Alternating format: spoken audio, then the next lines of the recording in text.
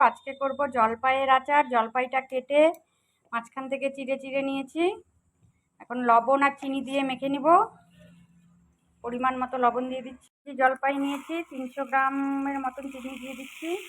ভালো করে মেখে নিব চিনিটা।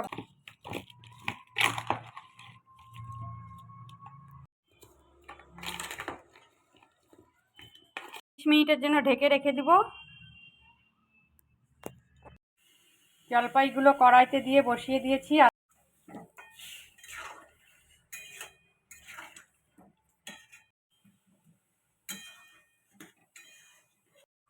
আচারের মশলাটা আমি রেডি করে নেব। শুকনো লঙ্কা, পাঁচফোড়ন, গোটা জিরা, মৌরি, রাঁধুনি এগুলো সব ভেজে নিব। ভেজে হাফ গুঁড়ো করে নিব।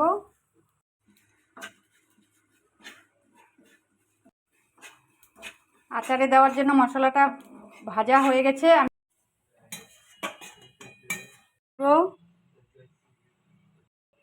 পরিমাণ মতো একটু লবণ দেব।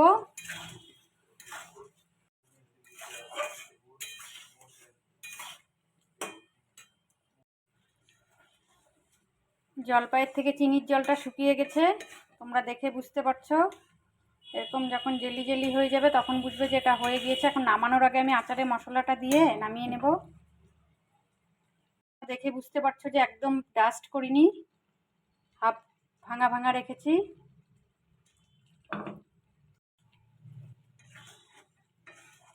রেখে অনেক দিন খেতে পারবে, রোদে দেওয়ার ঝামেলা ছাড়া। জলপাইয়ের আচারটা হয়ে গেছে, আমি ঠান্ডা হয়ে গেলে জারে ভরে নিব। জলপাইয়ের আচারটা ঠান্ডা হয়ে গেছে, একটা ডিশে নামিয়ে নিয়েছি। তোমরা আচারটা দেখে বুঝতে পারছো এটা দেখতেও যেরকম সুন্দর হয়েছে, খেতেও সুস্বাদু হয়েছে। তোমরাও এটা ঝটপট বাড়িতে বানিয়ে নিবে এইভাবে। খুব অল্প সময়ে জলপাইয়ের আচার হয়ে যায়, রোদে দেওয়ার ঝামেলা ছাড়াই। এই আচারের রেসিপিটা ভালো লাগলে লাইক, শেয়ার, কমেন্ট, সাবস্ক্রাইব করে দিবে।